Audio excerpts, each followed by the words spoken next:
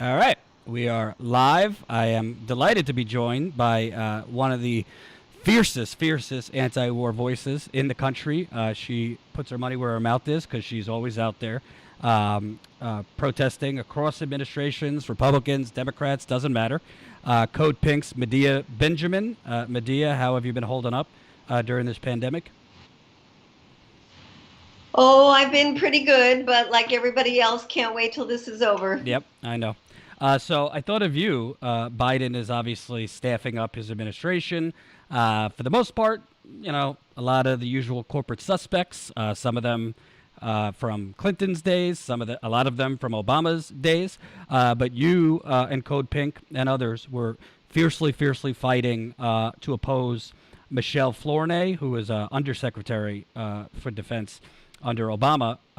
Very right wing and kind of we'll talk about a bit of a shadow lobbyist, I would say, for defense contractors. So I guess ultimately there's a mini victory. It was Lloyd Austin that was named defense secretary.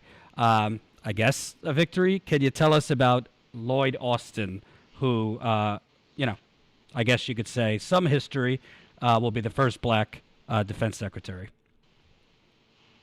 Yes, there's controversy already over his pick for several reasons. One, because he is a general, and there's supposed to be a civilian in charge of the Pentagon. This goes back to a 1947 law. There's only been two waivers in our history. One was under Truman, and the other was under Trump when General Mattis waiver.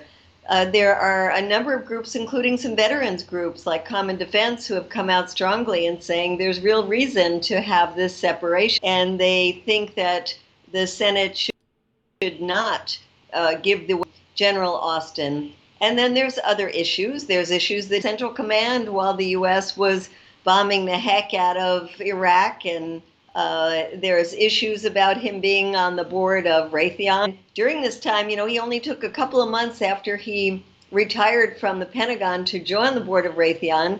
And during this time, it was when we're buying Raytheon bombs and bombing the heck out of Yemen, which is still going on.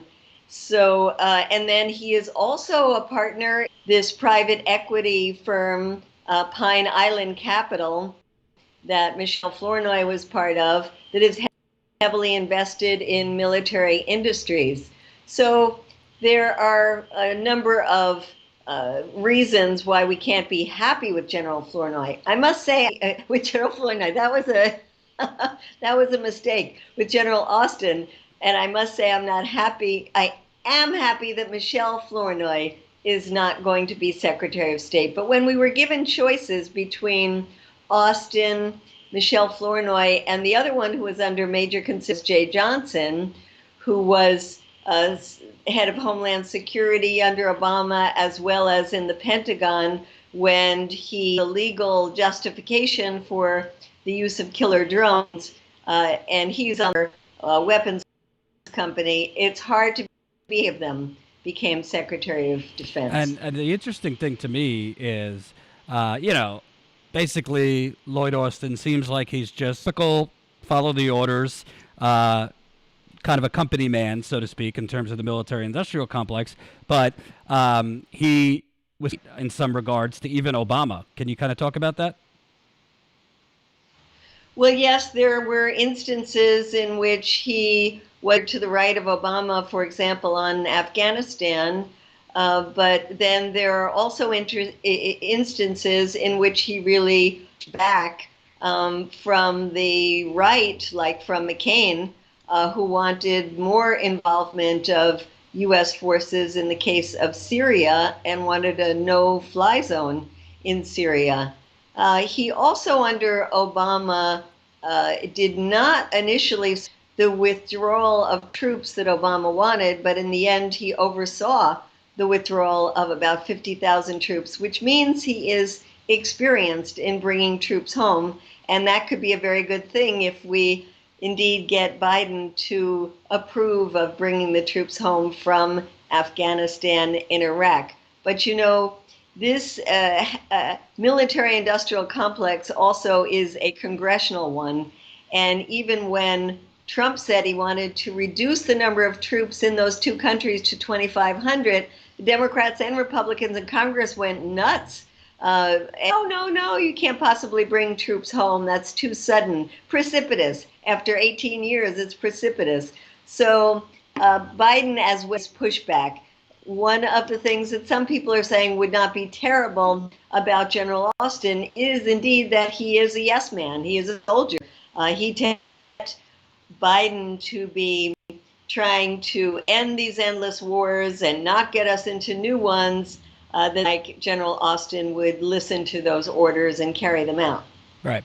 And in terms of, I mean, everybody, the media particularly, have been so Trumps for the last 5 years. Has there been a lot of attention on, like, I don't know, the 9 or 10 countries we're involved with at one time? Can you kind of remind people, we know, obviously, Afghanistan, we're going on 20 years. We still have people in Iraq, Yemen. Can you kind of talk about what General Austin will be stepping into entries? We are currently either have ground troops there or are aiding other countries in interfering.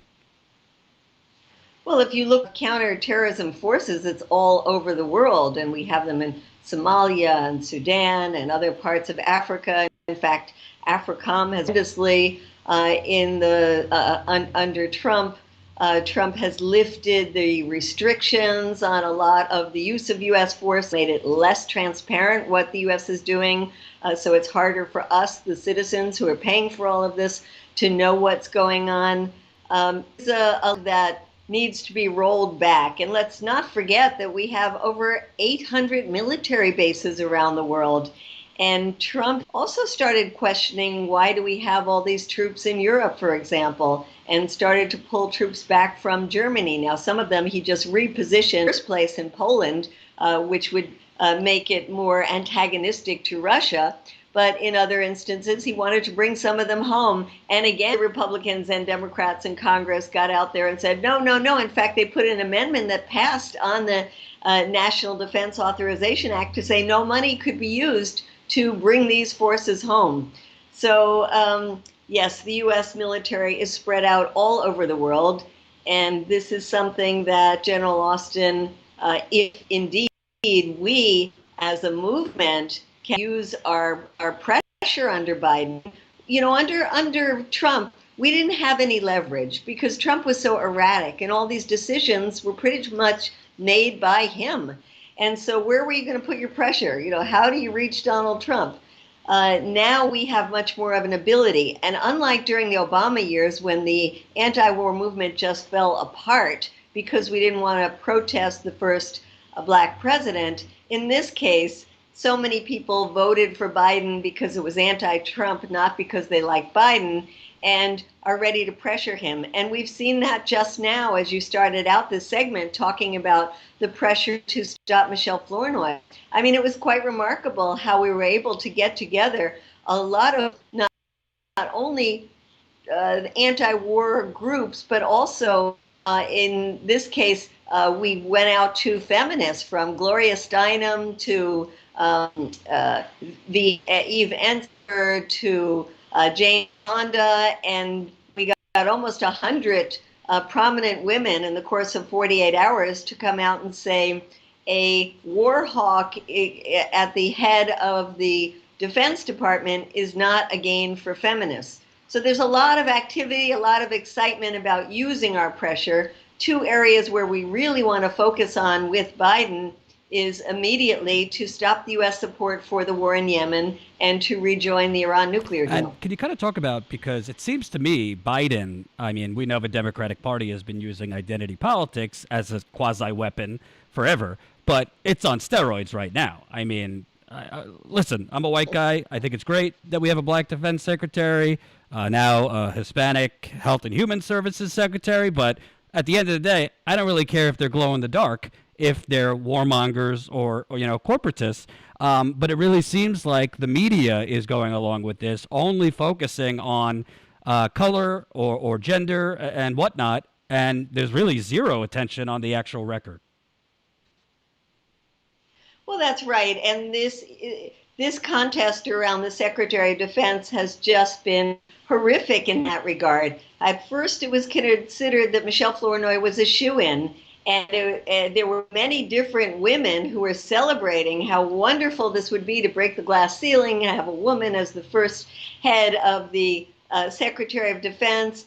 And that's ridiculous when you had a woman who was just the epitome of everything wrong with the military-industrial complex, from her sitting on the board of defense contractors to her creating these war hawk think tanks that get money from the weapons industry, to her positions on supporting every single war the U.S. has been in post 9/11, as well as her writings about how the U.S. has the right to unilaterally intervene in any country around the world if we feel that they have key resources or markets that we need.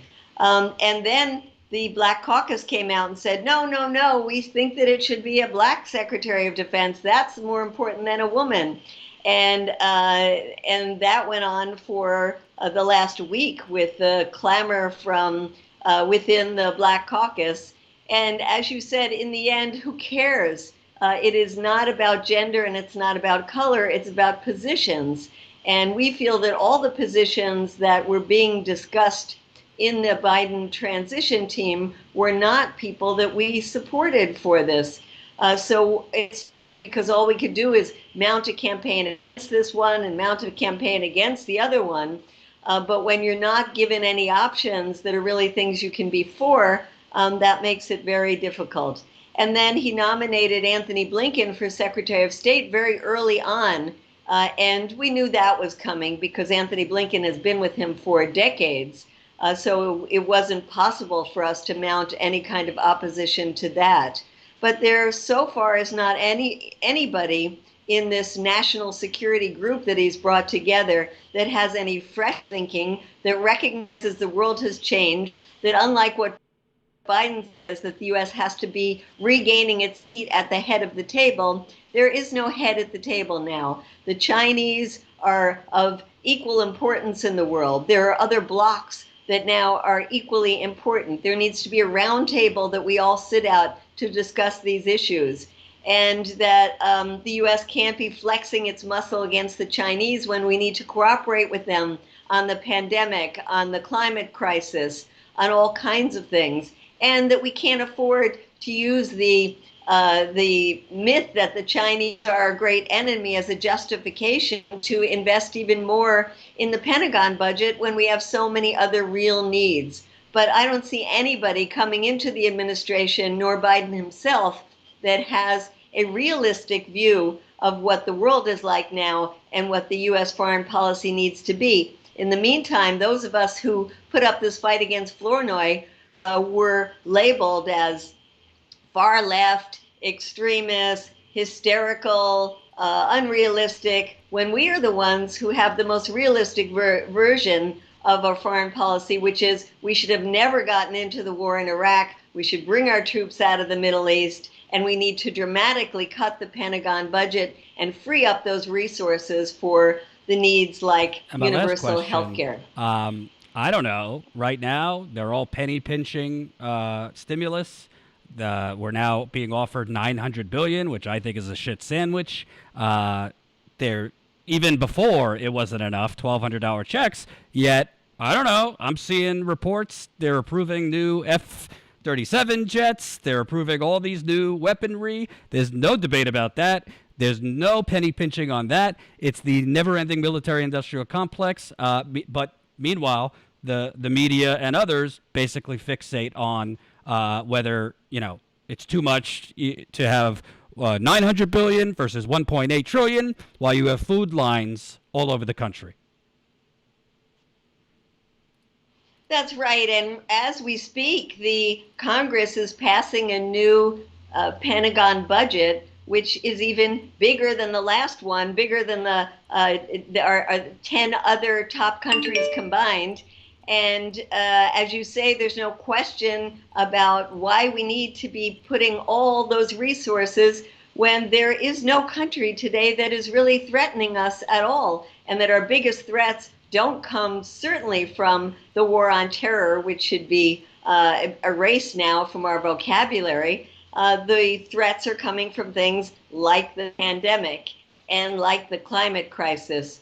So yes, It is too bad that we are so skewed in the way that we're spending our resources, where the majority of our discretionary funds are going to the Pentagon, and so little discussion about that. The discussion around this Pentagon budget has been around little amendments here and there that we could add, rather than the essence of all that money going into the black hole of the weapons industry, or what we should really call it, the merchants of Medea death. Benjamin, can't wait to get back out there and see you being. I remember, I'll never forget it. I think it was the DNC or the RNC. You were being carried out by your legs, and I just remember that image. I was watching it from down there.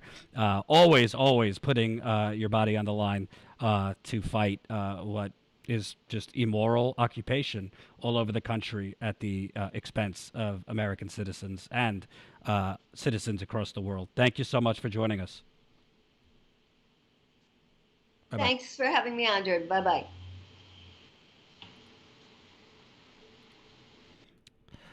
Okay, so that was Medea Benjamin. Thankfully, I recorded it. So the camera and all that will be fixed when we repost it. For whatever reason, when I try to do Skype interviews live through the system that I use, it's called OBS. For whatever reason, when I try to do it live through OBS, before I go live, the framing is correct.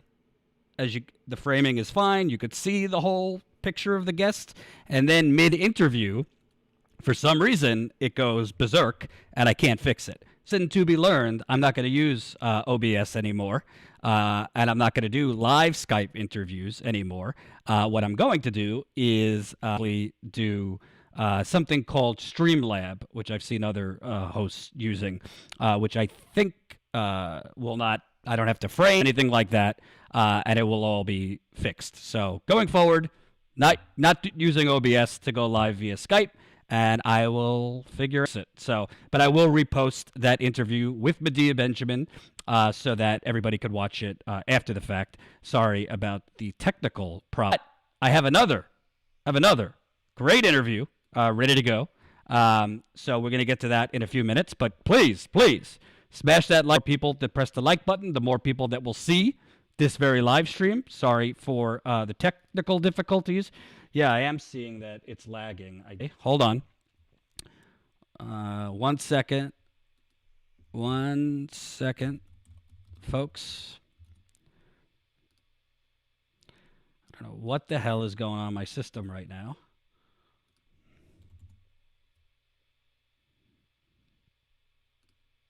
All right. Give me 1 second. I'm going to go check something. Hold up.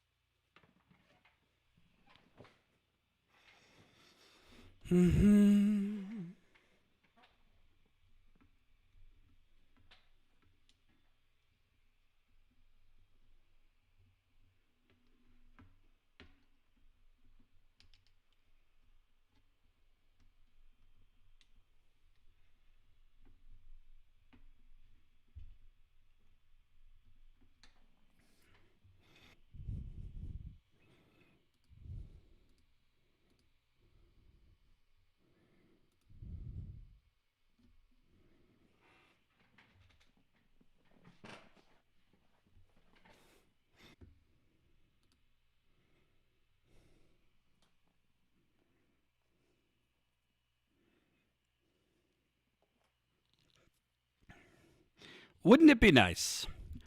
Wouldn't it be nice? Let me know if you could hear me. Let me know if you could see me. Let me know if you could hear me. Let me know if you could see me. Okay, I don't know why my internet is crapping out.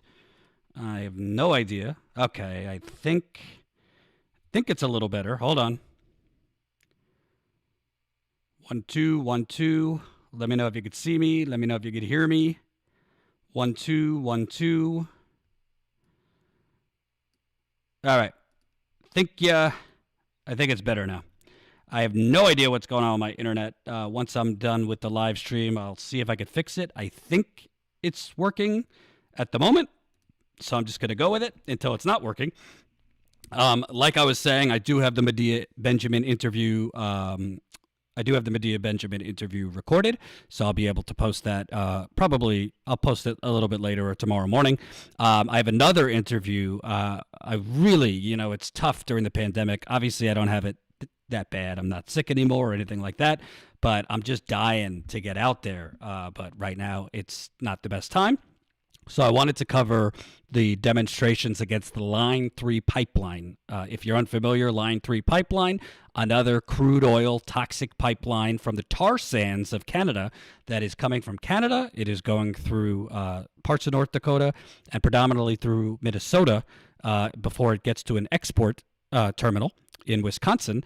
There are currently water protectors demonstrating against the Line 3 pipeline in Minnesota.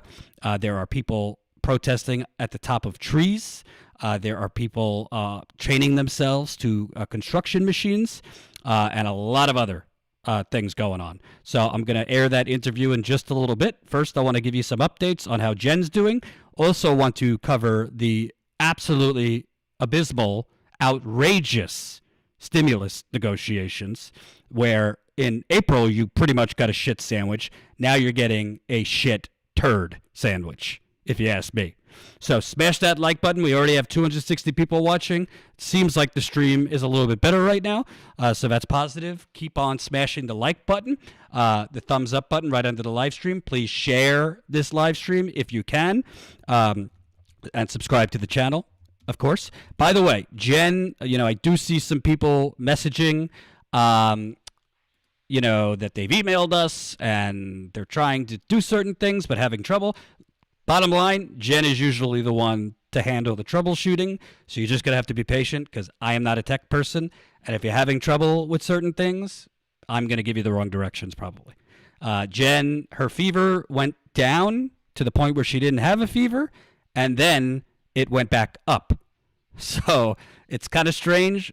Her fever went away, and she thought she kind of had broken the fever, and everything was getting better, and now it's back up to, I think, 99.4, so a small fever. Her coughing is still pretty bad, and she's generally very fatigued. So still good news in terms of no hospitalization. Her breathing isn't severe to the point of needing to be hospitalized, but she's very fatigued. It's tough for her to talk for that long. Her and I spoke this morning. You could tell when she talks for a while, she gets winded, and her mind kind of gets disoriented. So, yeah, definitely tough. Jordan, can you reply to Mary Bishop? Her emails are about her membership. She and her daughter signed up annually, having issues with the passport. Yeah, that's what I was referring to. Jen usually handles those things, so I promise you I will look at your email, Mary. If I can help you, I will. If not, I'll wait till Jen gets her brain back in a day or two, and she'll get back to you. So I'm just being honest. I don't know the tech end that well.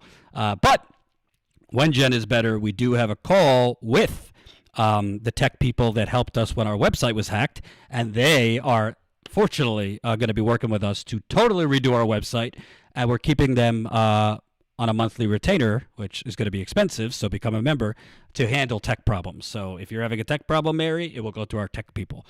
So that we're having a call next week.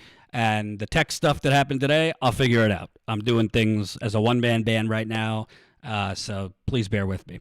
Now, keep pressing that like button. Thank you for the super chats. Gina G 999. Haven't had a dogfight since World War II. If we weren't punching the plutocratic patriarchal military-industrial complex, we would have a fully renewable infrastructure and be exploring the universe. Thank you. Couldn't agree more. Keep those super chats coming. Also got one from Cyric Riley. $5. How do I get in touch with you guys? We need to talk about insider trading at Raytheon involving her. involving who? It's definitely not Medea Benjamin. You can email us, info@statuscoup.com, info@statuscoup.com, if you have a story tip. And I promise you, Jen or I will get back to you if you're having any troubleshooting problems or anything like that on how to change your password and things like that. By the way, I have positive news. It's very rare that we have positive news to share. But our membership is going back up.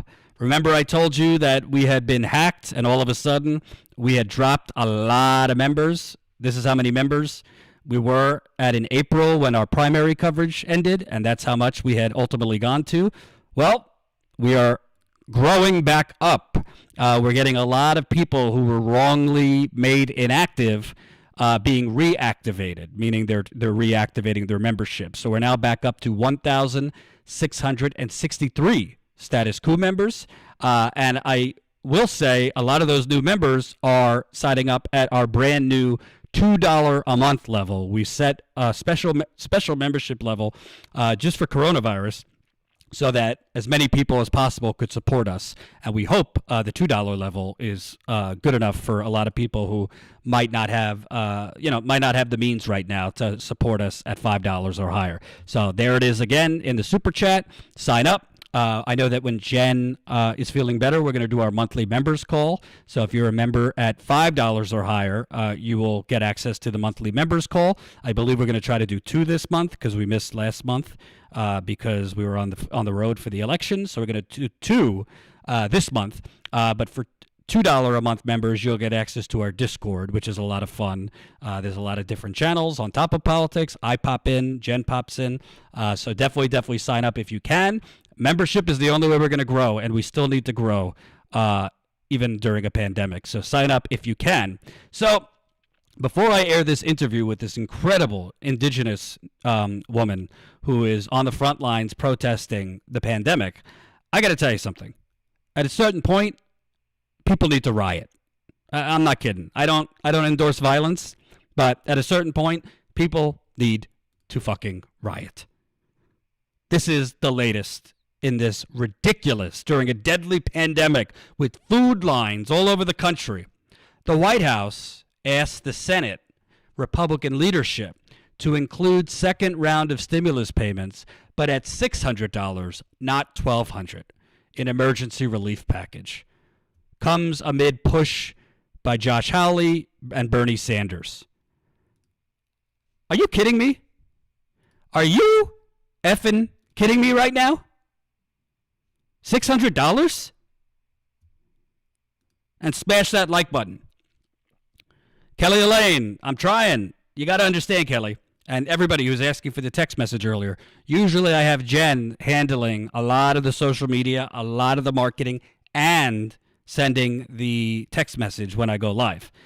I don't have Jen right now. I'm not complaining. She has coronavirus, and we give her all the time she needs to recover, but I can't send a text message until the live stream is live because I need the link to go into the text message. So once the live stream goes live, obviously I introduce the guest and then I send the text message. So when Jen is back, we'll be able to send the text message earlier than I've been sending it, but I'm trying to introduce the guest and pay attention while sending the text message. So apologies if you got the text message late.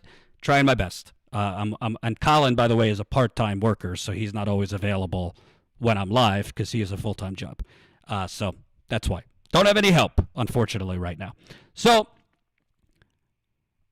the original coronavirus bill, the original coronavirus bill, which, they call it the CARES Act. I call it the bank robbery. You know the drill. I mean, this was grand larceny, the original coronavirus bill. Oh, do I not have my getaway? Oh, damn. Hold on. Let me find that. Do I have getaway? I got to get that back. 1 second. Screen's going to go black. Getaway. Here we go. It was the grand larceny, the CARES Act. Are you kidding me? They looted the Treasury. They stole trillions of dollars. They gave it to multi-billion-dollar corporate conglomerates that don't need the money. Pelosi drove the getaway car. Biden was, a candidate at that time, so whatever. Can't blame him during the negotiations, even though he didn't call for anything more than what they did. And in order to get away with this bank robbery where Pelosi drove the getaway car, guess what? They gave you $600 a week, which is not nothing. $600 a week kept a lot of people afloat. But, let's face it. Most people live paycheck to paycheck. And after that went away on July 26th, when that went away, most people, they don't have enough savings after their unemployment went away. And now they're screwed. So now they want to offer $900 billion. Which is part of that is $300 a week unemployment, which is a joke. Okay? If you're getting $300 a week from federal unemployment, plus your state, which if you're lucky, your state will give you $250, $300 a week. Most states give less than that. That's $500. Let's just say round it up to $500 a week. Okay. Well, that's $500, $1,000, $1,500, $2,000 a month. $2,000 a month. If you're not working, maybe if you're not living in if you're living in New York, Los Angeles, Chicago, San Francisco, you're lucky if you can get an apartment for $2,000 a month. If you're living in suburbia or rural areas, all right, you're gonna be able to pay your mortgage or rent $2,000 a month, car payment, student loans, utilities bills, groceries, health care on just $2,000 a month. So that's what they're offering in this new bill. Then we're supposed to thank them that they're not even willing to give us the insult of the $1,200, because make no mistake, in this race to the bottom, which is the United Corporations of America, $1,200, a one-time $1,200 check, is an insult. For most people, you get that $1,200 check, it's in the mail, you open it, it's out the door within a couple days, because you have way more expenses than $1,200. So they're not even proposing that. Now they're proposing $600. Let me ask you in the super chat, is your only bills, does all the bills you have right now, particularly if you're unemployed, will $600 cover it? I think I know the answer, but let me know. Will $600, a one-time check of $600 coupled with $300 a week, is that going to do it? If $1,200 were crumbs, $600 is what's less than crumbs? It's outrageous. It's outrageous. The bottom line is we have a debt apocalypse coming. An eviction apocalypse coming in the new year. There's nothing in this bill. Nothing in the negotiations right now about the eviction crisis. We don't need more eviction moratoriums. We need rent and mortgage cancellation. We don't need moratoriums because that's just kicking the can down the road. Eventually, you're going to owe the money, and it's going to be, for a lot of people, between $10,000 to $15,000 to $20,000 in back pay of rent. Tinolis, I have $2,100 per month rent alone in Los Angeles. It's outrageous. And the thing that is most maddening is you have these corporate Democrats going on CNN and MSNBC. By the way, can I just say, it's embarrassing. Embarrassing. The way CNN and MSNBC are just slobbering all over Joe Biden. Be careful, he might stiff your hair. Oh my God, the adoring coverage of his admitted cabinet picks without mentioning a damn thing about their conflicts of interest, their corporate ties, their warmongering. Ugh, talking about how he's bringing back democracy. Give me a fucking break. Excuse my French. Swear jar. Super chat. It's ridiculous. And we are now, this is being billed. And I'm not attacking Jeff Stein, who I think's done great reporting. He's been on Rising a few times for the Washington Post. comes amid push by Hawley and Sanders. I don't think Bernie's okay with $600. I don't think Bernie's okay with $1,200. We are not going to have wide distribution of this vaccine, if we're lucky, until April or May. Even after the distribution of this vaccine, that doesn't mean everybody's getting their jobs back lickety-split. No. Did you live through the financial crash of 2008? A lot of these companies are permanently unemploying these people, are not going to bring them back. They're going to do more with less, and Biden's going to let them get away with it because we live in the United Corporations of America.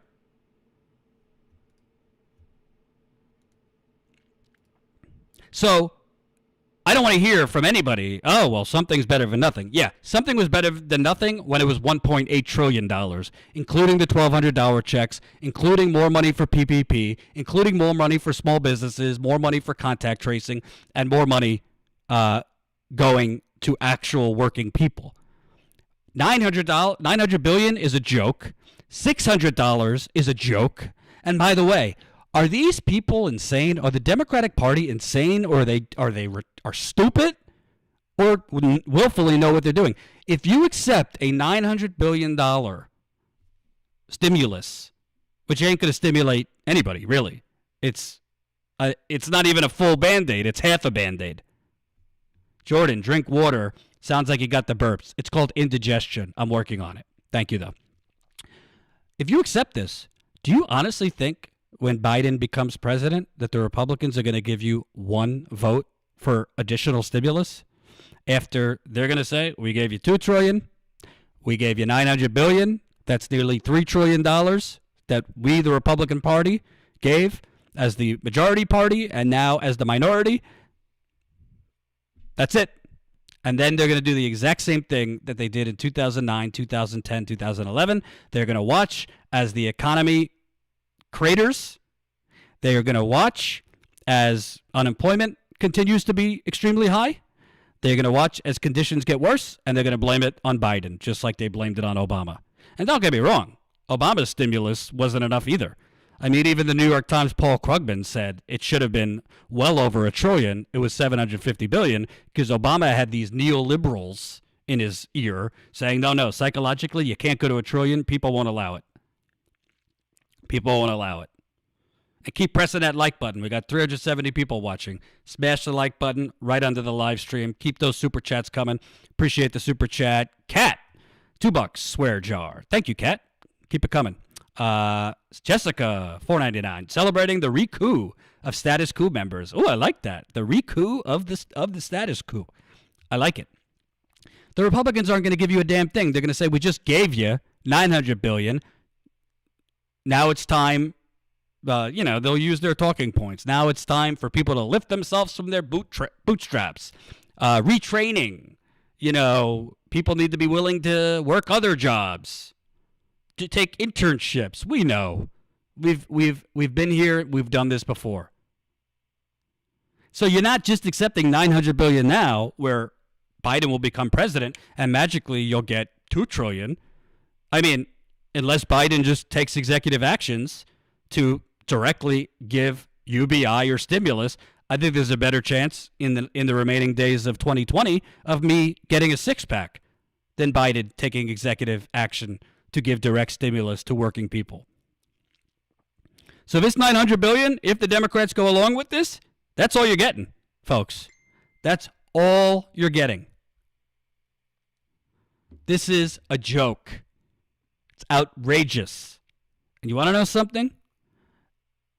Progressives in the House, they better start speaking up. I know Cori Bush and Jamal Bowman, they're not officially in, but this is ridiculous. Progressives need to take a stand with Bernie in the Senate. I don't care if you got to take it with Republican Josh Hawley. They should not accept anything that is at the minimum $1,200 checks. I think we should be arguing for more than that. They should not be accepting $300 a week. They should be not be accepting anything that doesn't give further housing security and eviction moratorium for an eviction moratorium. If you can't get rent cancellation, we need an eviction moratorium until the vaccine is distributed and the doctors that are trustworthy, meaning Fauci and others, declare we could start getting back to some semblance of normal. And by the way, I don't want to hear it from Democrats. We already did this where we allowed basically $4 to $6 trillion. When that CARES Act was leveraged, it's really $4 to $6 trillion that corporations got free. And they said, well, you got to do that if you're going to get the $600. Corporations do not need corporate liability right now. It's time to stand on a hill. I didn't agree with Jimmy in March or April that was the time Bernie and the progressives should have blocked it, because I thought $600 a week plus $1,200 checks, people desperately needed that then, and I didn't think that time was the time period to fight the long-term war when people desperately in the beginning of this needed help. But no. $600 a week, a $600 check plus $300 a week, that ain't going to do it. It's time to fight. I'm not talking violence, but I am talking progressives need to unite and say, to hell with this. And if the Democrats agree with this, before Biden comes in, we're going to hold Biden accountable for it too. Because if Biden has a mouth, he could come out against this. And either Biden is a dummy, which is possible, or he knows that signing this $900 billion is going to basically give him a protective shield, meaning giving him an excuse and a rationalization to not do anything further when he becomes president. Because he knows full well he's either still living in the fantasy, he's going back to the 1980s where him and Tip O'Neill could shake hands and have a beer. When Republicans and Democrats, they work together to screw you. Or in the 90s when they worked together in bipartisan legislation to help screw you, i.e. the crime bill, welfare reform, NAFTA, repealing Glass-Steagall, the Telecom, Communications Decency Act. What am I missing? There's so many dreadful things that Clinton pushed through. Either he really lives in this fantasy that he's going to get Republicans to work with him, or he knows if we agree to $900 billion now, they're going to say no more when he becomes president, and he's going to have a rationale to say, I tried, but I'm not a dictator, and I can't get anything done without the Republicans. But right now, I'm not willing to agree to anything, because I truly don't think a $600 check plus $300 a week. I don't know, folks. I've been on unemployment before. Okay, if I was getting $300 a week from the federal government, plus, I think in New York I was getting $250 a week. Okay, $550 a week. Devil's advocate. Well, Jordan, isn't that better than nothing? We got to get out of this. Isn't it better than nothing mentality that the United Corporations of America has strangled us with basically for the last 4 decades. At a certain point, you got to say, no, we're not going to accept, isn't it better than nothing? We're not going to accept the lesser of two evils. And this, I understand. I did vote for Biden. I still can defend doing that. But I didn't vote for him and then say, let's go quietly into the wind. I voted for him to get rid of a psychopath fascist who I think is more and more acting like a psychopathic fascist. But at the end of the day, you cannot continue to say, well, it's better than nothing. No, strategically, you're not going to get anything else. The Republicans are not going to all of a sudden break the fever as Obama thought they were going to do. The fever will break, and they'll play ball with Biden. Yeah, maybe they'll play ball with you if Biden gives them more toxic shit. Maybe they'll play ball with you if Biden gives more giveaways to multi-billion-dollar corporate conglomerates. Maybe they will play ball with you if Biden gives blanket liability shields for other things other than companies and coronavirus. Yeah, maybe they'll play ball with you then. But who's going to play ball for the American people? Huh? Who's playing ball for you? And by the way, I've seen Democrats going on CNN and elsewhere criticizing Bernie. I saw Virginia Senator Mark Warner. Well, Bernie's not part of the negotiations. And I think, right now, let's not make perfect the enemy of the good. Well, we're not making perfect the enemy of the good. What you're offering us is literally half a Band-Aid for a goddamn mass shooting. Am I making myself clear? You have people on bread lines all over this country. Homelessness exploding. Evictions moratorium up in 3 weeks. This is not going to cut it. I would like to hear Alexandria Ocasio-Cortez say she will not only not vote for this, but she will lead the effort against it. Rashida Tlaib, Ilhan Omar, Mark Pocan, Pramila Jayapal, Cori Bush, Jamal Bowman, Ro Khanna, Bernie, Jeff Merkley. We gave you our vote. Excuse me, not Jeff. Ed. Why the hell am I blanking on his name? Who just beat Ed Markey? The young people just came through for you in Massachusetts, Ed Markey.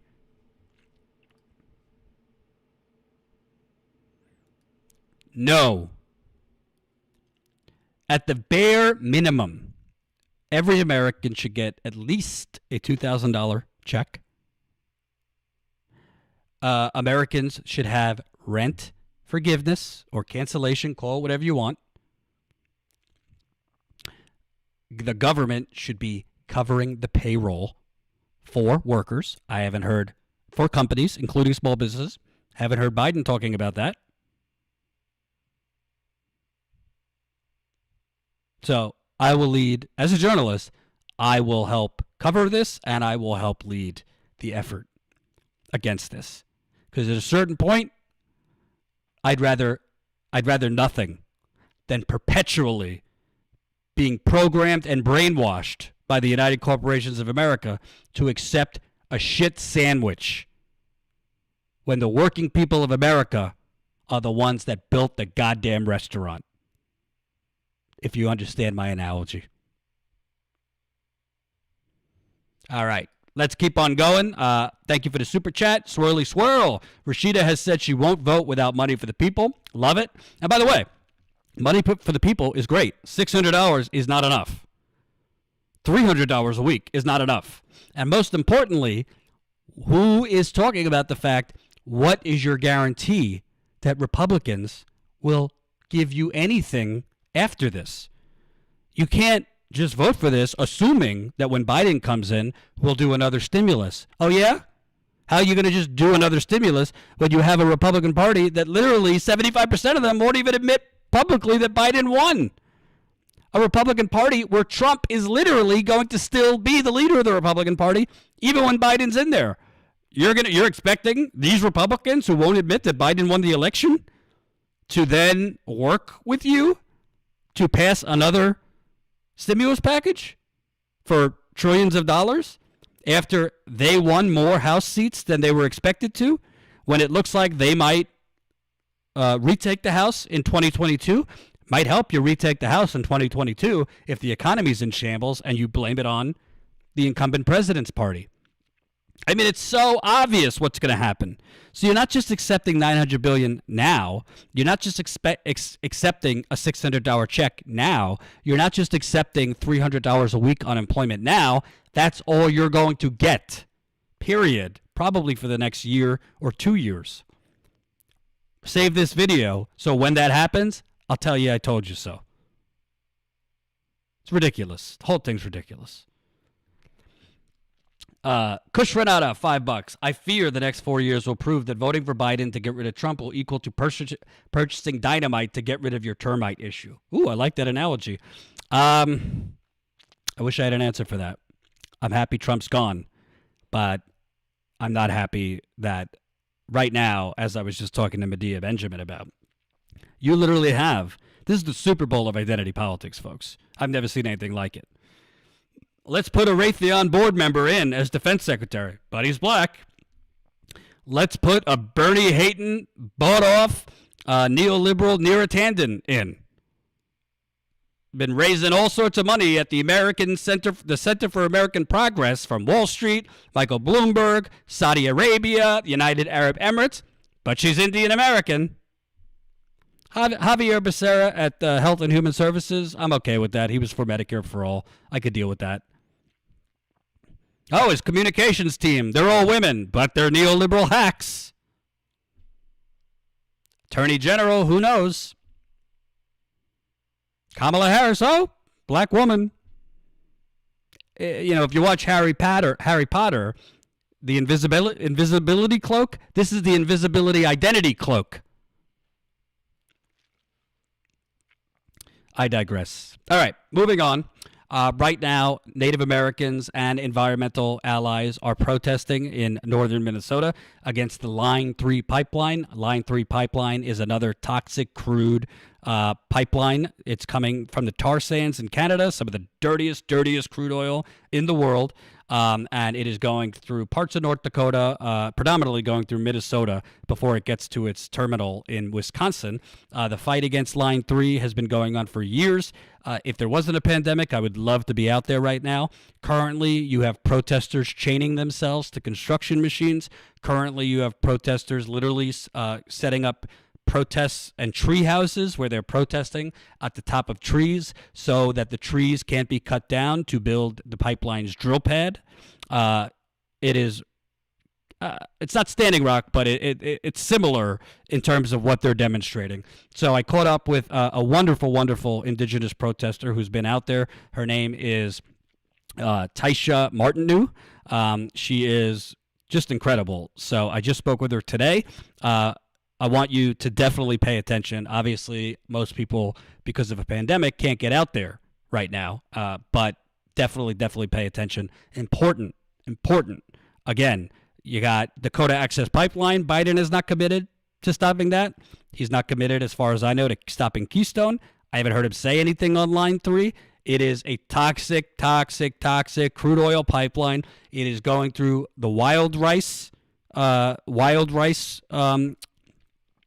of several tribes, which is their main source of food and the main economic engine for several of the tribes affected. It's also going through the Mississippi River and other wetlands. It is very dangerous. Here's my interview.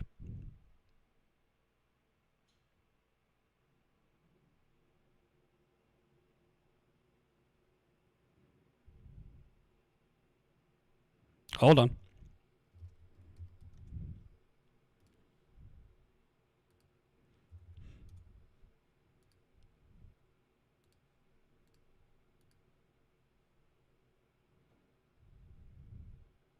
Hey, Jordan. Delighted to be joined by Tasha Martinu. You are an indigenous rights activist, also part of the Fond du Lac tribe, and co-founder of, sorry if I mispronounce, Gitchgumi Scouts. You'll have to correct me. Gitchgumi Scouts, yes. Okay. And I wanted to talk to you because there's serious protests going on right now.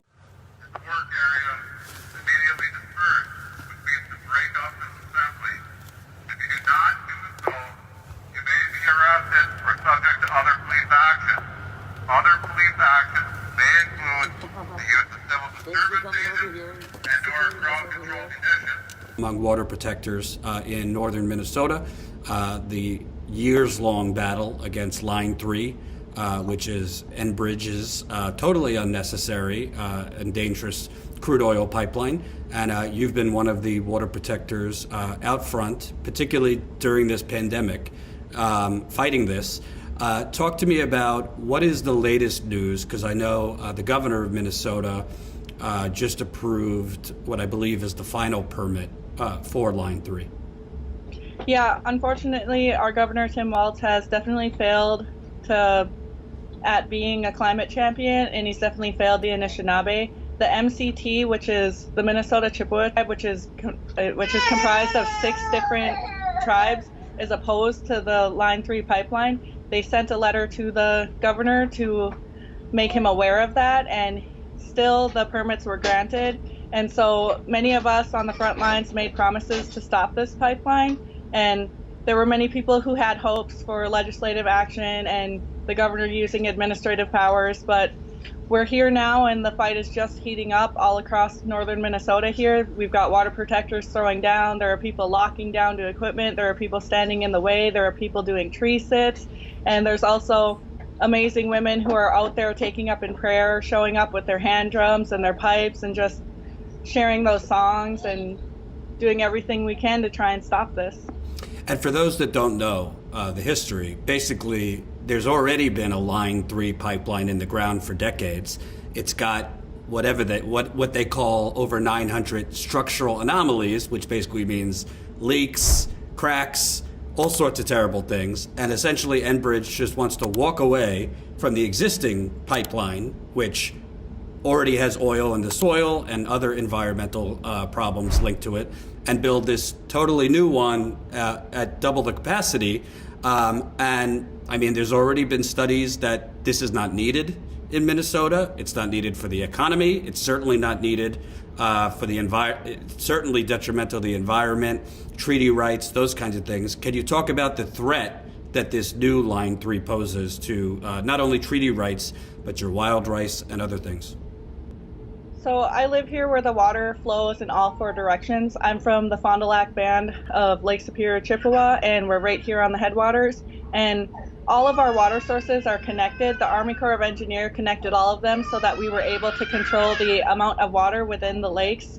And I believe that was in order to have control over the production of wild rice or something. I'm not entirely sure why, but they're all connected. So a spill here would devastate all of our rice lakes. And the Ojibwe, we traveled here looking for that sacred monomen that grows on the water, those are in our stories.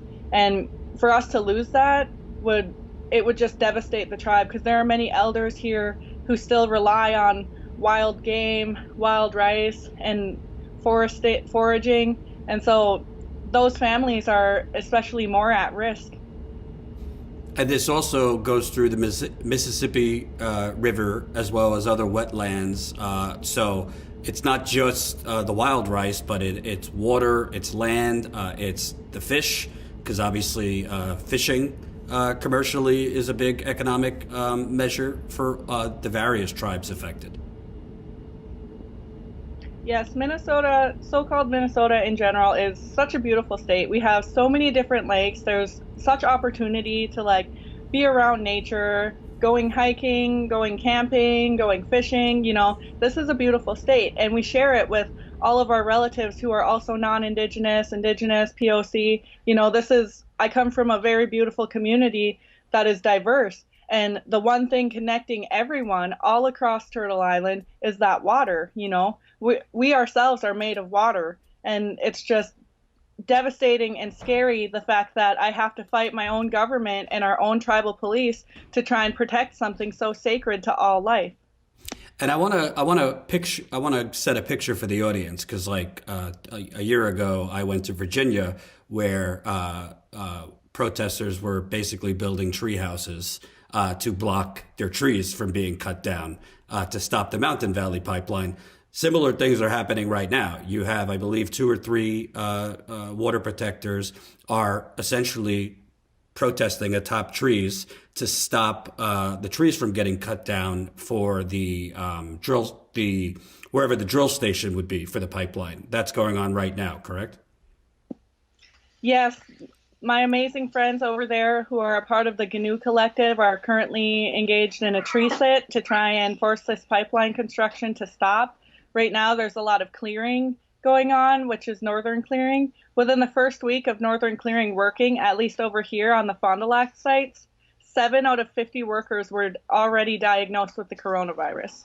So not only are they here tearing up sacred lands and putting at risk the water and the wildlife out here, but they're also a risk to the community in general because we're in a current pandemic, which is why we had asked Governor Tim Walz to ask for a cease and desist, at least until the pandemic was over. Mm-hmm. And not only the pandemic, but there's several lawsuits that still have not been decided, that are still being adjudicated. So you have the legal aspect of this is not clear yet.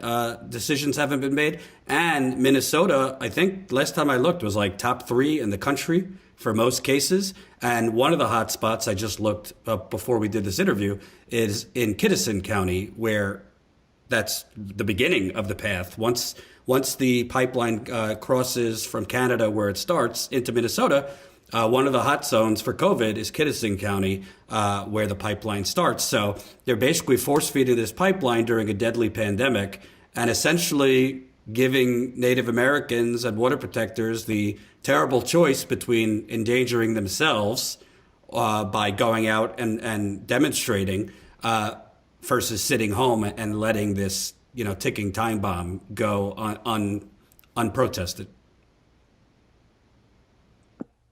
Yeah, it's a very scary time to be a water protector. I don't think anybody woke up and chose this life. I think that a lot of the indigenous people and a lot of the people responding to those calls to action are doing so because to the core of their being, they need to. I have a lot of love and send all my support to Conahoos and the Tiny House Warriors who are fighting, I believe it's the TMX pipeline up in so-called Canada.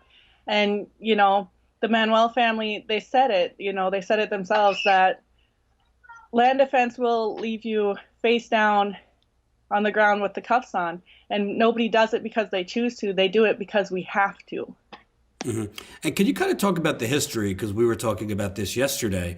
Originally, the tribe agreed to the pipeline, but really it doesn't. They were given kind of this Sophie's choice and kind of forced to agree to the pipeline in the first place. Could you kind of describe the history of why the tribe agreed to the pipeline? So I am definitely the first person who will argue with my enacting government body, known as the RBC, that stands for Reservation Business Committee. But, our current chairman, he was just recently reelected as well. We elected Kevin Dupas because he was a radical. We elected Kevin Dupas because he didn't just talk about those 7 teachings during election time, he lived them. I love Kevin's family, and I'm angry and I'm hurt that we didn't take a harder stand against the Line 3 pipeline, but I understand why he had to do what he had to do. Enbridge was already given access to these lands through administrative powers before Kevin's time, and that came from the Diver administration. And unfortunately, we were put into a situation where we were told that we had to pick a bullet, and that's what they said at every pipeline meeting before that decision was made. And Kevin, he educated us on the risks that the community was going to take. He educated on what tar sands was. He educated the community. And I know that Kevin's hands are tied, and there's nothing that he can do about it, being an acting government official. But my hands aren't tied, and I'm going to take a stand. And we were put in a position where, Enbridge told the RBC that they were either going to go through our ceded territory, which puts at risk not just like our reservation, but territories that belong to all of the MCT, including the Sandy Lake Memorial Area, which is our own Trail of Tears. Our ancestors starved to death in the winter of 1850 at Sandy Lake in order for us to stand here today on these treaty territories. And that was something Kevin just couldn't risk. He just could not take that risk. And they had, essentially they were forced into allowing the Enbridge pipeline to go through our reservation. And, they comfort themselves by telling themselves that this way, we can give them stipulations. We could demand that they hire indigenous workers. We can put stipulations to make it safer, to give us more control. But when someone places a gun to your head, it doesn't matter who builds that gun, because when that bullet flies, we're still going to be dead. Mm-hmm. And this is tar sands, so this is the dirtiest of the dirty crude oil. By the way, Enbridge, the owner of the pipeline, is the owner of the largest spill in American history in Kalamazoo River over a decade ago. So their track record is abysmal. I wanted to ask you, you have I don't see them, but we hear the adoring children crying in the background. Talk about, as a mother, what is this fight really What does this do to you? Because this is generational. We're talking 3, 4, 500 centuries of sin against indigenous people. And this is your children's water. This is their history. It's not only the water at risk, the wild rice at risk, but your sacred lands, memorials, grave sites. What is this? What's at stake as a parent? You know, as a parent, you know, a lot of people see me, they see my live feeds, they see me speak at events, and they think, oh, wow, you're so strong. You're so strong. And it's this just incredible pillar of strength that everyone wants to see. But I'm not out here because I believe that I'm going to save the world, I'm going to stop climate change. I'm out here because I'm afraid. I am afraid. You know, it's fear that gets me up every morning. It's fear that wakes me up in the night. Growing up, the statistic I was taught was 1 in 3, and I have 3 beautiful Indigenous daughters. That means statistically, the odds are stacked against my family. I told Tim Walz before, when we were protesting at the governor's mansion, that he's essentially buried me and my children beneath this pipeline, and I truly believe that. It's a very real fear for mothers all across Indigenous country who fear this. You know, the MMIW epidemic is an ongoing epidemic. Statistically, the odds are stacked against us. I wake up every morning with a target on my back. I wake up every morning knowing that 1 in 3 statistic. And every morning when I look at my 3 daughters, I just ask myself, which one? And it's scary when we see all these white trucks trespassing sacred lands. And I have to watch as their eyes trespass the bodies of the children of this tribe, and that's terrifying. That's a terrifying reality for those of us within Indigenous communities along the route. And, you know, I have a 13-month-old son. He is absolutely beautiful. He looks exactly like his father. And I can't even promise him that he's going to grow up gathering wild rice. I can't promise him that I'm going to be able to teach him how to get a deer. I can't make those promises for him because I can't promise him a future where our water isn't running thick with oil. Mm-hmm. And you're referring to the epidemic of missing Indigenous women, correct? Yes. My group, Gitchigumi Scouts, you know, we started in opposition of the Line 3 pipeline, but I recognize that I can't stop a pipeline all by myself, and so I made it my personal responsibility to love and care for and support my community. And by doing so, maybe I could change what it is people think of when they think of the word water protector. Because there's so many people who think of just these unknown, masked, angry vigilante types. And you know, that's very true, and that's very valid, and that's beautiful, and that is also sacred. But the reality is there's someone beneath that mask, and they're driven by a radical form of transformative love. And I'm going to skip over the Republicans of Minnesota because what's the point? But the governor is a Democrat. He said a lot of wonderful things during the George Floyd protests about, you know, civil rights and Black Lives Matter and blah, blah, blah, blah, blah. Amy Klobuchar, Democrat senator from Minnesota, ran for president. What's the Democratic Party doing about this? I mean, I remember when I was at the Dakota Access Pipeline, I didn't hear anything until Obama denied the permit. Then all the Democrats were cheering, but I didn't hear anything during the fight. And I not really hearing anything from Senator Klobuchar. And as you've already talked about, the Democratic governor's failings there. What is your message to the Democratic Party, which we're hearing a lot of pleasant things with Biden coming in about, you know, diversity and making the cabinet look like the face of America, but I don't hear any opposition to this from them. Well, I'm a self-proclaimed Indigenous anarchist, so I believe that there's no government like no government. And the Democratic Party, they love to bring me up as a conversation piece. You know, everyone wants to argue my treaty rights, but when it comes to the Democratic Party, when they get me to the table, I'm not treated right. And this is 500 years. It doesn't matter who approaches us, be it a Republican, a Democrat, a Libertarian. You know, we need to be able to speak for ourselves, and we need people to listen when we do speak. And I feel like Indigenous people have been long overlooked. I think it's wonderful that there are so many Indigenous women who are getting into office. That's so exciting, and I'm hoping that I'm just hoping the best for them. But as an anarchist, I know what I'm able to do to stop this pipeline. I know the risks that I'm going to take. I can't trust in people who aren't here living my life or experiencing my lived experiences to be able to speak adequately for me. Mhm.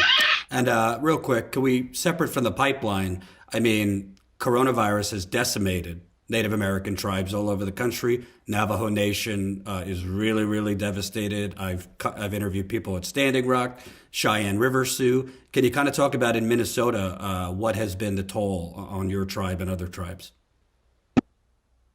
So again, I'm always the first person to not ridicule, but hold accountable my enacting government body. And I just want to thank them for all the precautions that they've taken with the coronavirus. I think they took a very strong stand against travel, against large numbers of people grouping up. And I think that they effectively saved our reservation from being completely just devastated by the coronavirus. There's a lot of amazing healthcare workers who are doing everything they can to continue putting forth the best care, but I can't even die. I cannot even afford to die right now, because if I die, I'm not even going to have enough pallbearers to carry me to my grave. And that's the reality right now. And it's a very scary thing, but at the same time, the RBC has put in all these ordinances. I can't sing with my family during holidays, and I can't gather in a group more than 5, but I'm a single mother with 4 children. With the coronavirus ongoing, it's made my job as a protector of the people 10 times harder because everyone's masked. I can no longer watch adequately for predatory behavior anymore. It's made everything so much harder. The care that I give to my Indigenous community has been harder. I've had to do the yearly coat drive that I do every winter, which is grassroots and comes out of the generosity of all of our amazing friends and supporters. And it's I've had to do that virtual and social distance style. And that's really hard because we have a lot of elders that we deliver care packages to. And stopping in and being able to smudge down and have a cup of coffee with them changes their whole day, their entire day, sometimes their whole week. And we can no longer do those things. So there's a lot of people who are isolated because of the coronavirus pandemic. And there's so many underlying health factors within Indigenous communities that make this virus deadly for us. It's not just a common cold for us. We will die. And we know that. And so when we do events, we try to stay masked. We maintain social distancing. There's always hand sanitizer. And we make sure that when everyone leaves, when they get to where they're going, we make sure to remind them to wash their hands. And it's just a very sad and scary time that we have to figure out how to responsibly organize during a global pandemic because our government isn't hearing the voices of the Indigenous people who've been here for over 1,000 years. And do you have a message for President-elect Biden? Obviously, there's already been calls for him to stop the Dakota Access Pipeline, to basically put an end to it. Keystone, what is your message to him on Line 3? I'm very happy that we are leaving the Trump administration, but I also had a sense of better the devil you know. And I'm afraid moving forward with this new administration because I don't know how the fight is going to look. But he has declared himself a climate champion. And if you are a climate champion and you are going to hear the voices of the Indigenous people here, then please, we need you to stop Dakota Access Pipeline, stop KMX, and stop Line 3. We need a champion. We need someone who's going to speak for all of the great people of America, not just the face of America, but the people who are the blood and the backbones of this country, the people who are the bones upon which you built your settlement structures. We need you to hear us. And lastly, obviously, it's not like the good old days where everybody could flood one area during a pandemic, but how can people, if they can't physically come, how could people support, Water Protector's efforts against Line 3? There are a lot of ways that people can support. If you're not able to, if you feel unsafe and you have health risks that make you unable to join us, then, you can join us where you're at in prayer. Every day at 10 a.m., Winona LaDue has called people to Palisade, Minnesota to pray at the river. You can pray so in your home. You can follow us on social media. You can share our posts. You can dig deep and donate to our causes. And remember that when doing so, when it comes to grassroots Indigenous frontline activists, that it's an act of solidarity, not charity. And I'll put all the links under the video. Thank you so much, Tasha. We'll definitely stay in touch. I appreciate you doing this. You're demonstrating while raising 4 kids. It's very, very admirable. Thank you so much. Yep. Thank you. Hope you enjoyed that last video. Hop on over to statuscoup.com where you can sign up for our email list and become a member for as low as $5 to $10 a month. Membership is how we grow. That's statuscoup.com/join. And remember, join our email list so we can grow the revolution with you.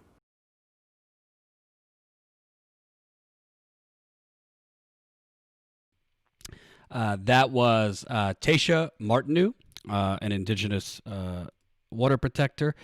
She is part of the Fond du Lac tribe in northern Minnesota. I will post the whole video, the whole interview tomorrow, so you can watch it back and share it. Some part of me feels sometimes when I do these interviews, there's kids screaming in the background. Maybe I should ask her if she could do it another time, this and that. But then I realized, no, I like keeping things real. I like keeping things raw. This is a single mother of 4 kids. I think she said her youngest is 13 months.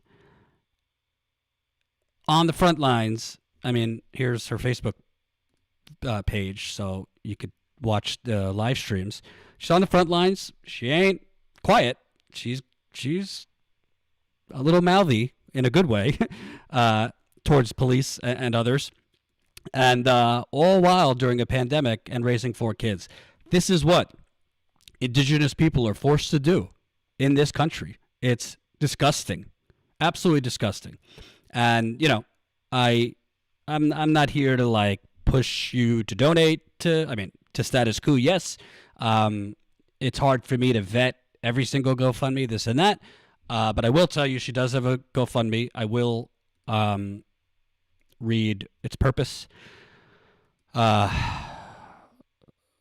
Is it Two Spirits Indigenous Anarchist? I like that. From the Fond du Lac Band of Lake Superior. And the GoFundMe's goal is, hold on, we are asking those with access to wealth to support Miss Martinu and her children by donating to this land back fund that will allow Gichigumi to purchase an area of land to continue the fight towards racial and environmental justice for Indigenous people.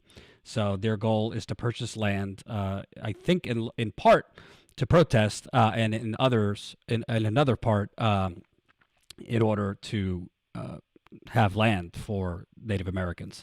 So definitely, if you can, I spoke with her, seems genuine. I kind of get a good sense when people are scamming. I don't think she's one of those people. She's on the front lines. So there's the GoFundMe. If you want to donate, I know she would appreciate it. Is there a GoFundMe? Is her GoFundMe in description? I will put the GoFundMe in the description too.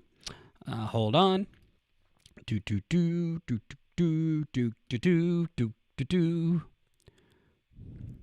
I'll put the GoFundMe in the description tomorrow when I repost the video. GoFundMe. Hold on. Tasha's. And by the way, we have some breaking news too, so I'll get to that in a minute. Okay, so we'll definitely support. And I got to tell you, pandemic-wise, listen, I don't want to complain. Jen has coronavirus. She's really struggling. I gave an update at the beginning of the show. Her fever goes away, then it comes back. Still coughing pretty badly. Still a lot of fatigue, so I can't complain that much. But it's kind of killing me because in normal times, no pandemic, I'd probably be on a flight right now to Minnesota to cover these protesters and these water protectors fighting. Let me give you the page. If you want to see some of the protests going on right now, this is a great page to check out. They have a lot of the live streams of people protesting. People are chaining themselves to construction machines. People are literally building little, basically tree houses. They're building tree houses that they could protest at the top of trees, so that the Enbridge can't cut down the trees, because they're trying to cut down the trees in order to build the drill pad for the pipeline. So definitely. I'll continue covering this as best I can. Not being there, but I will post this tomorrow. For those that are asking that came late, I did interview Medea Benjamin. We aired that. There was some technical difficulties, but luckily I was recording it separately. So we're going to post that interview on the channel, maybe tonight, if not tomorrow morning. It just depends when Colin can edit it. So we will have that interview. Her and I spoke about the Biden's Raytheon board member he chose as defense secretary, but he's black, so it's okay. It's okay that he's a Raytheon board member. It's okay that he's part of another fund that is essentially lobbyists for defense contractors. He's black. It's fine. So we'll have that. So I was trying to find your piece about Flint on Vice. Can you guys provide the title? I'll give you more than provide the title. Here it is, primo. If you Google Rick Snyder, Flint cover-up, Vice, it usually comes up. But there's our bombshell piece we broke a couple months ago. Thank you for the super chats. Faint signals from Vega. Jordan, 10 related to your interview. I did a video on my channel yesterday expanding on my super chat on the same day. It's addressed to you. When you have 20 minutes, can you please check it out? Can you email it to me? info@statuscoup.com. Please. I try and keep up with all my emails. Right now, I'm doing a little bit more work because Jen is obviously not working. And I will respond to your emails as best as I can. Nick Backer, $5. Great interviews. Thanks, folks. Appreciate it. Gene, $10. Thank you, Jen and Jordan and Jen.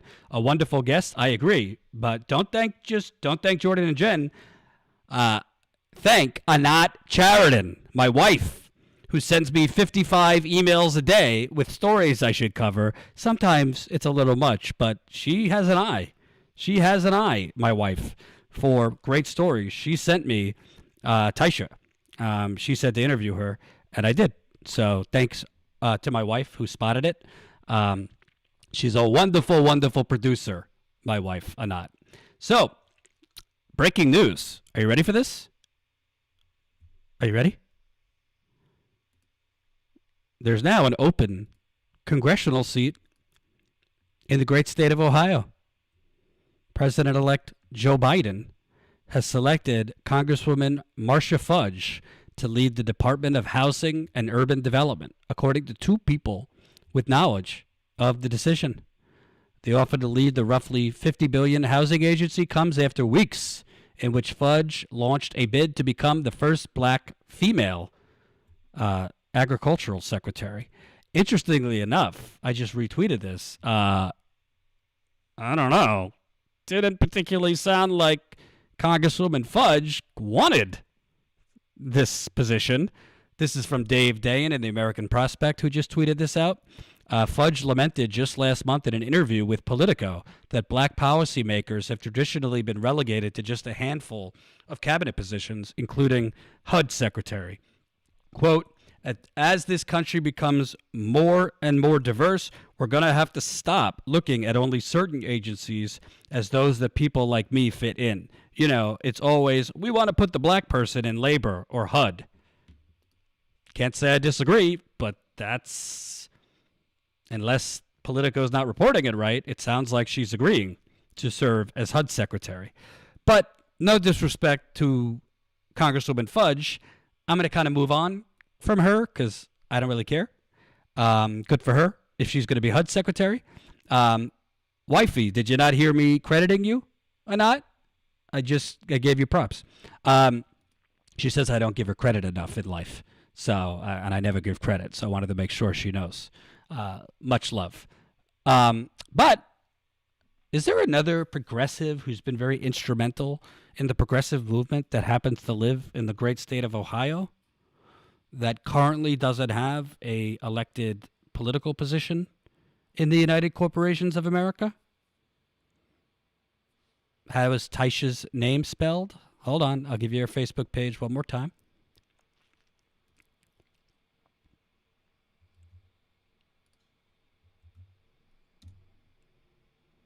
And by the way, the GoFundMe for Tasha is in the description. So you could go to that GoFundMe and see how you spell her name.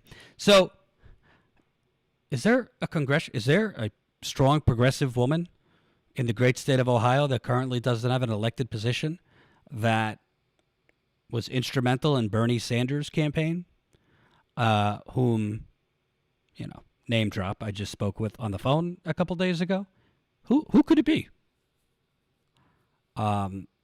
Is there a strong progressive woman who has been vilified by the neoliberal troll army of Neera Tanden, David Brock, the corporate media? Is there a woman who has served already at the state level in Ohio? Who there's already a Twitter handle for people that have pushed to have this person run in 2024? Hello, somebody. I'm not going to pretend to have any inside knowledge of what Nina Turner is going to do. I did speak with her a couple days ago. I'll keep that between us, what we spoke about. But, to me, this, I believe, let me see what Marcia Fudge's, where her seat is. Marcia Fudge, Ohio rep. Okay. She is 11th Congressional District of Ohio. Ohio 11th Congressional District, I believe, is Akron and Cleveland, but let me check.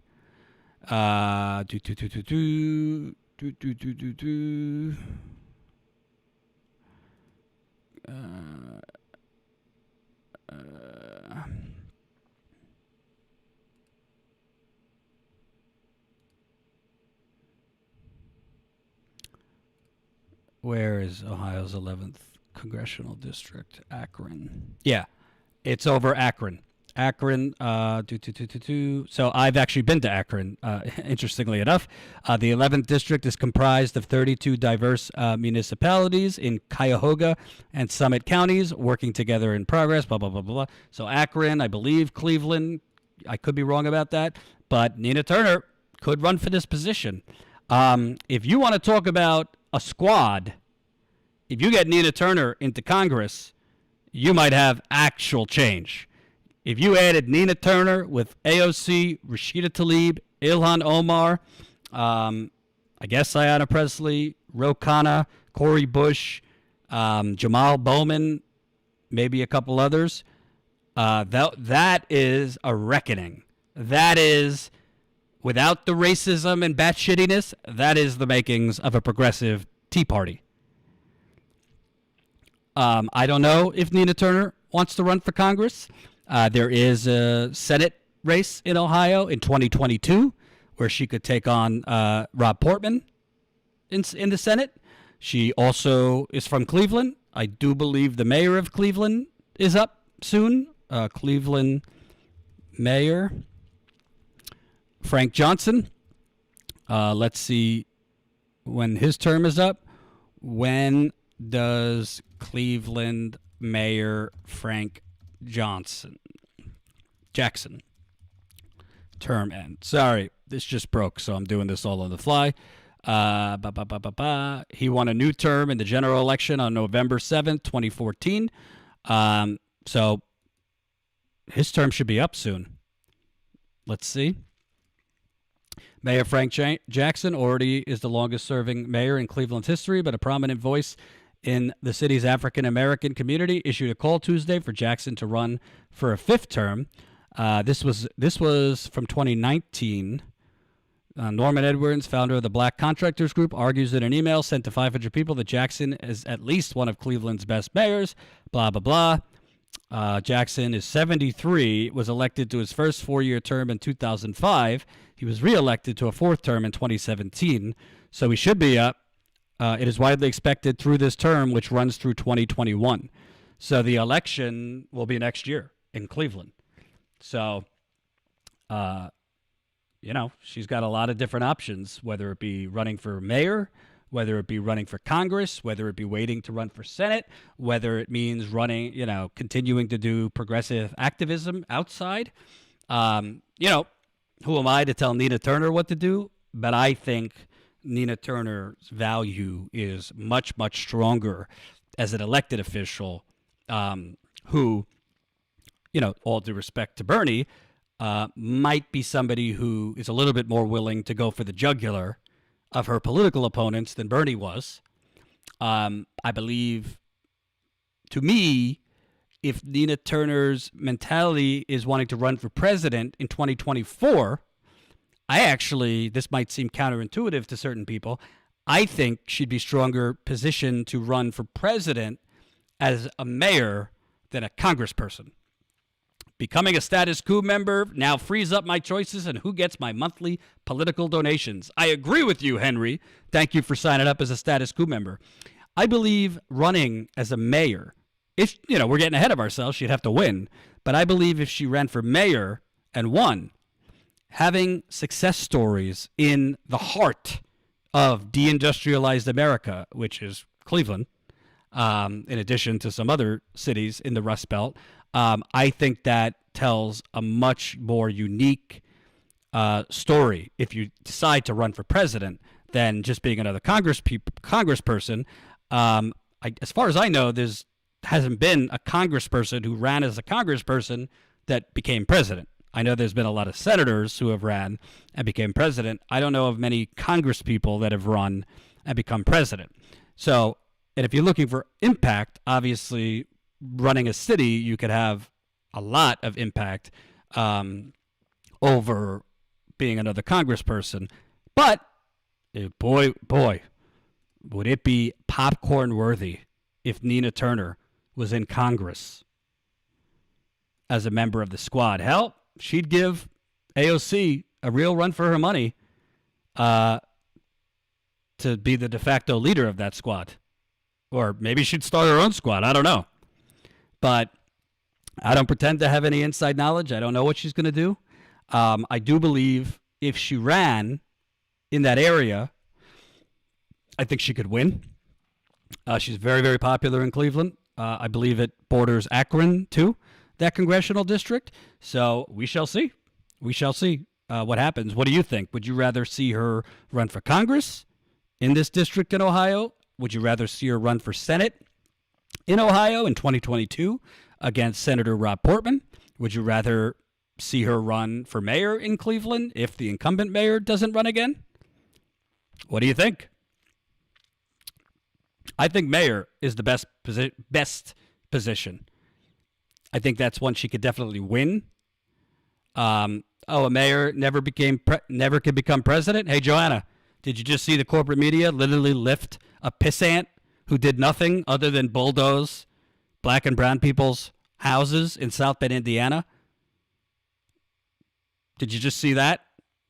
Little Petey, for a hot minute, might have won the Democratic nomination. Donald Trump just became president, so I think throw what's the typical out. I don't think we could say a mayor could never become president. I don't believe that at this point. Trump became president. A politically dead tortoise in Joe Biden just won the presidency. I think a mayor could become president. But, we also have to look logistically. It ain't easy to run for something, win it, and then run for president and win just like that. But Obama did it. Obama became senator and basically ran for president a year and a half later, but he was a senator. So, it's harder to become a mayor and then win. It's harder to become a congressperson and then run and win. But senator, well, now I'm changing my own position live. I think she should wait and run for Senate, but I think that would be a tougher race to win against Rob Portman, who's your typical Republican. But, Ohio, as we've seen from the presidential races in recent years, is more red, so it might be easier for her to win a mayoral seat or a House seat than a Senate seat. But at the same time, who knows?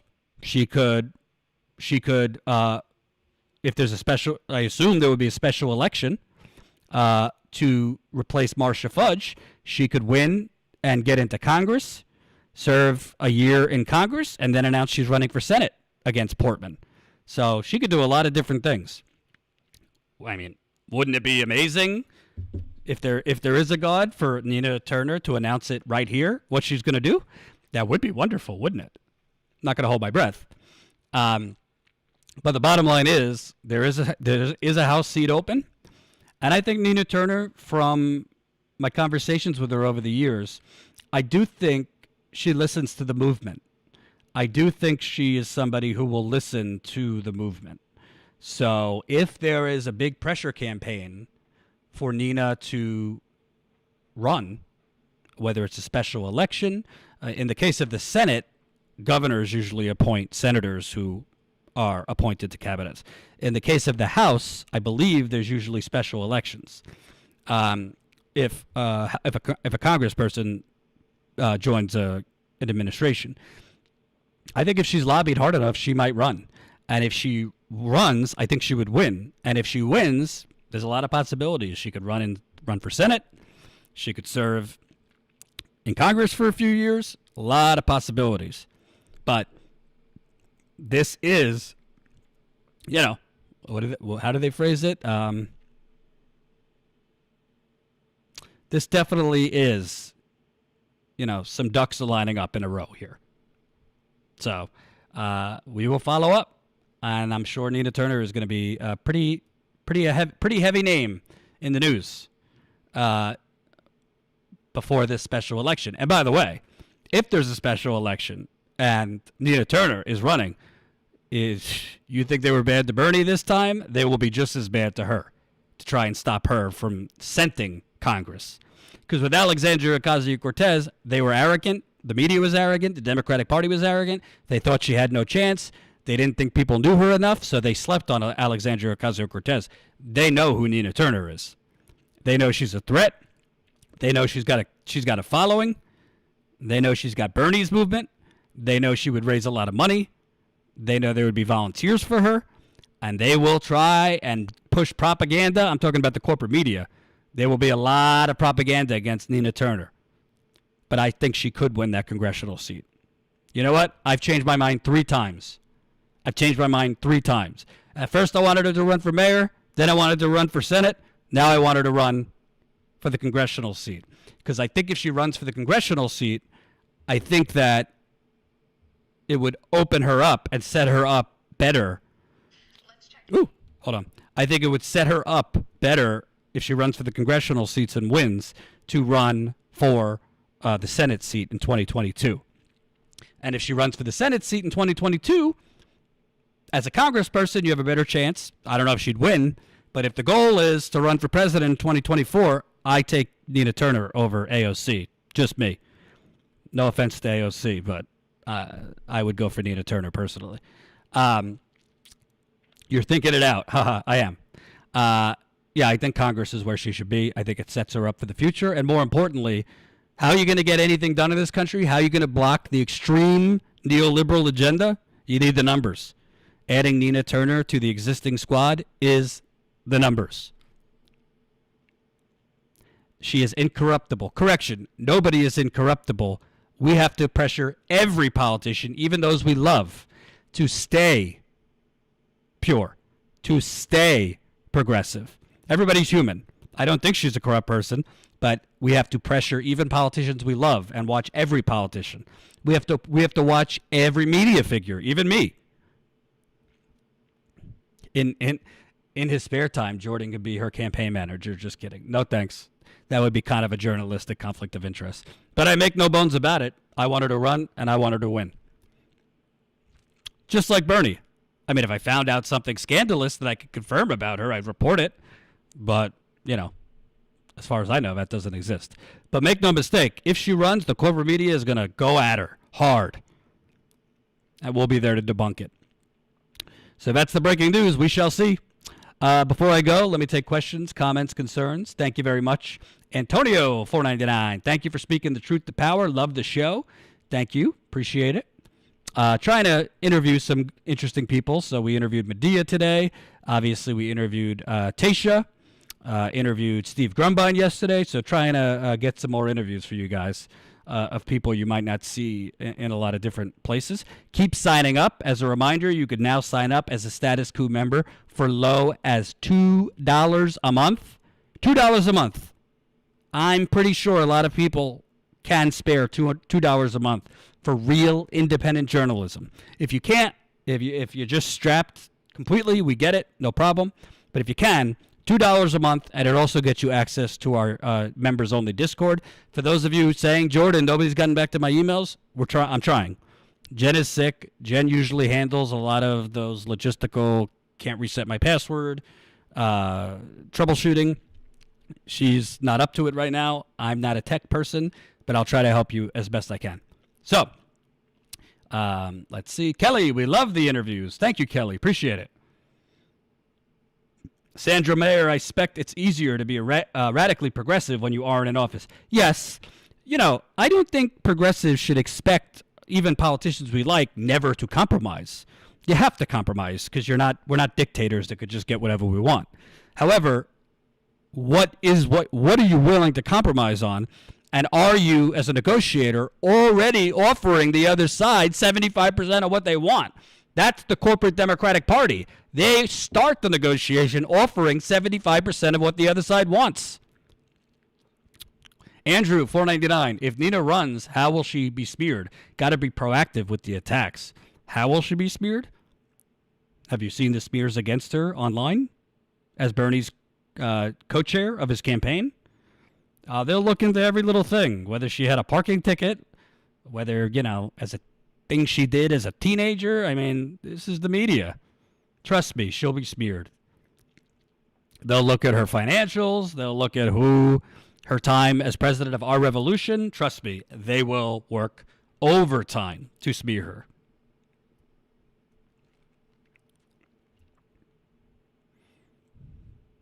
I'm fine with people calling me a pinko commie Marxist. Fine. Interesting. Oh, I'm not. My wife sent me something with a communist from India. I got to reach out to that person. Communist from India did something very smart that stopped COVID or limited COVID spread in India. So I got to check that out. All right. Let me read a couple more. We need to organize and mobilize, Collins says, the working people, not pin our hopes on this or that politician. I agree.